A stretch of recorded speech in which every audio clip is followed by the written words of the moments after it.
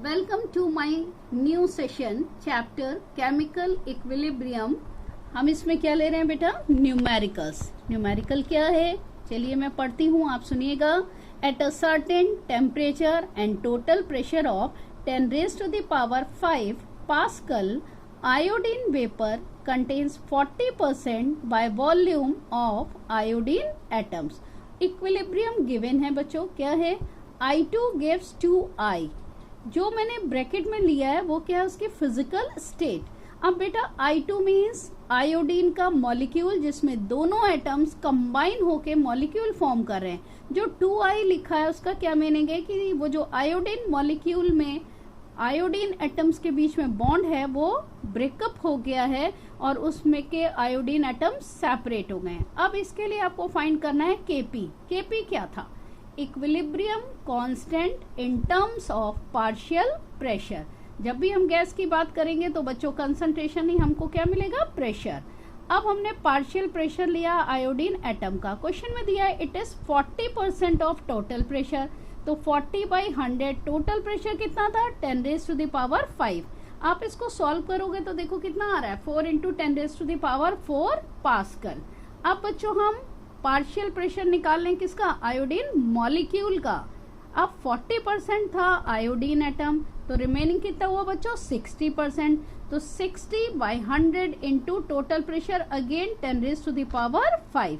जब आप इसको सॉल्व करोगे तो क्या आएगा? 6 × 10 raised to the power 4 pascal. अब बच्चों हमारे पास पार्शियल प्रेशर दोनों मिल गया, आयोडीन एटम का भी, आयोडीन मॉलिक्यूल का भी। अब हम इसके लिए इक्विलिब्रियम कांस्टेंट पार्शियल प्रेशर के टर्म्स में ले रहे हैं, यानी कि Kp।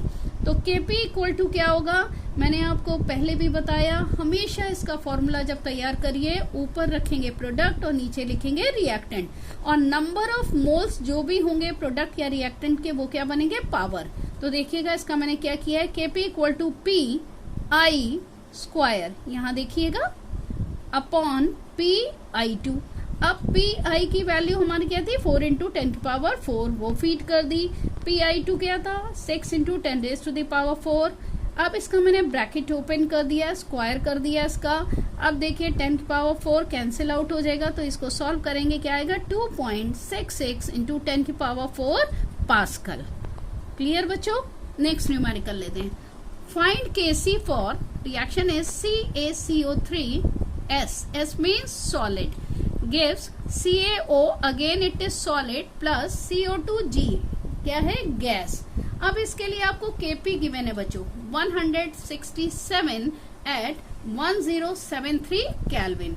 अब बच्चों इस न्यूमेरिकल को स्टार्ट कर रहे हैं तो Kp और Kc में रिलेशन के लिए सबसे पहली नीड क्या है? Delta N।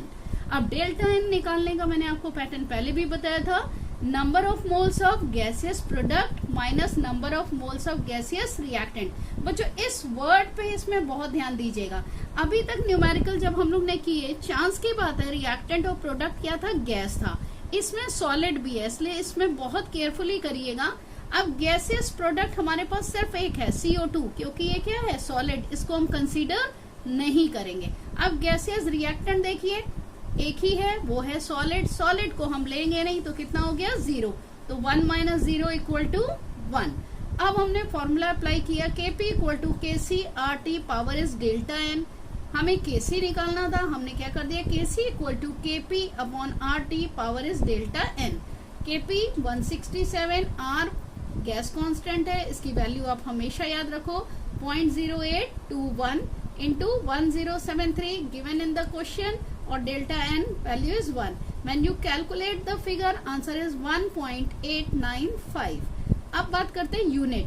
यूनिट मैंने आपको बताया था Kc की क्या होती है? मोल पर litre power is delta N। Delta N क्या है? 1।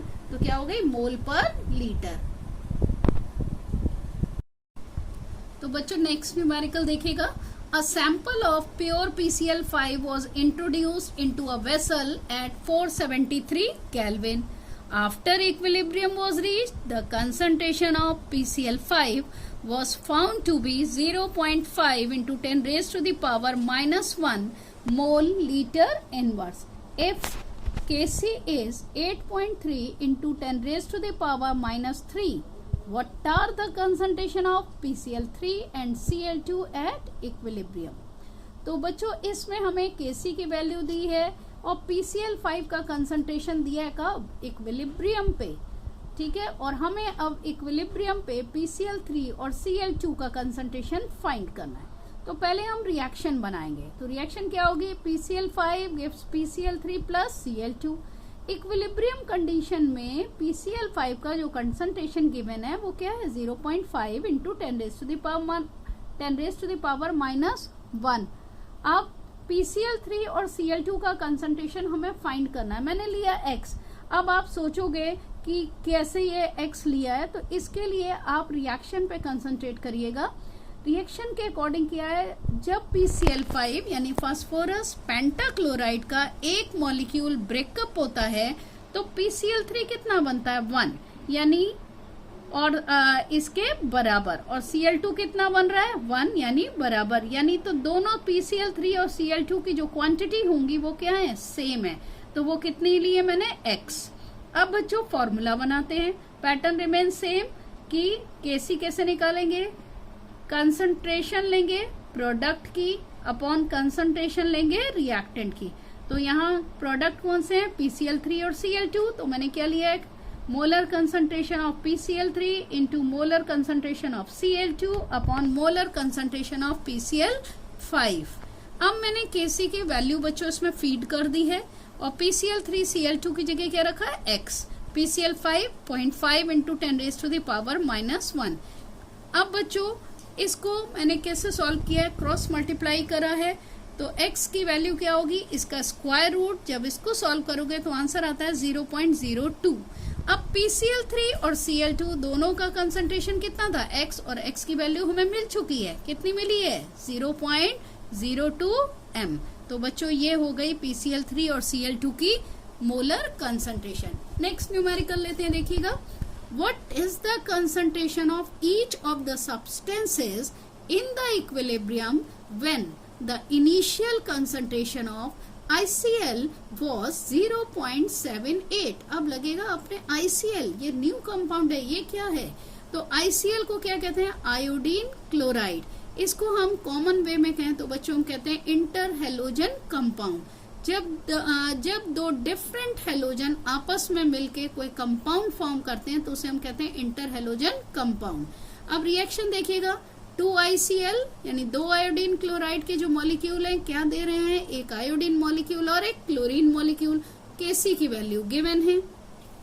तो बच्चों हम अब सोल्यूशन स्टार्ट करते हैं। अब देखिए T मैंने 0, T इज इक्वल टू 0 भी ले सकते हैं और यहाँ लिख सकती हूँ मैं इनिशियली। मीनिंग वही सेम है कि रिएक्शन अभी स्टार्ट नहीं हुई। ये कंसंट्रेशन गिवन था 0.78। मैंने I2 और Cl2 का कितना लिया है? 0। क्यों ऐसा किया है? क्योंकि जब रिएक्शन स्टार्ट ही नहीं हुई तो प्रोडक्ट की जो क्वांटिटी है वो हमेशा क्या होगी? 0। अब बच्चों मैंने इक्विलिब्रियम स्टेट ली है, मैंने इसको मेंशन कर दिया है T इक्विलिब्रियम। अब देखो बच्चों मैंने क्या किया? 0.78 माइनस 2x। अब आप सोचोगे अभी तक तो हम x माइनस कर रहे थे, इसमें मैंने 2x क्यों माइनस किया है? अब इसके लिए अगेन रिएक्शन देखिए। जब आयोडीन क्लोराइड के 2 मॉलिक्यूल थे तो उनकी ब्रेकिंग से आयोडीन और क्लोरीन कितना मिला? 1। अगर हम इसके 2x ले लें कि 2x यूज हुए तो ये कितना बनेगा? x और x। अगर इसके 2x यूज हुए तो बचेगी कितनी क्वांटिटी? 0.78 में से आपको 2x सब्ट्रैक्ट करना पड़ेगा। इसीलिए मैंने किया 0.78 माइनस 2x और इसकी कितनी ली है? x और x। अब बच्चों Kc का फॉर्मूला बनाते हैं। Kc equal to concentration of I2 into concentration of Cl2 upon concentration of ICl square. बच्चों मैंने Kc की वैल्यू फीड कर दी 0.14, इसकी कर दी x, इसकी भी x, इसकी 0.78 माइनस 2x। अब बच्चों एक तरीका ये है कि आप इसका स्क्वायर करें तब सॉल्व करें, कैलकुलेशन लेंदी हो जाएगी।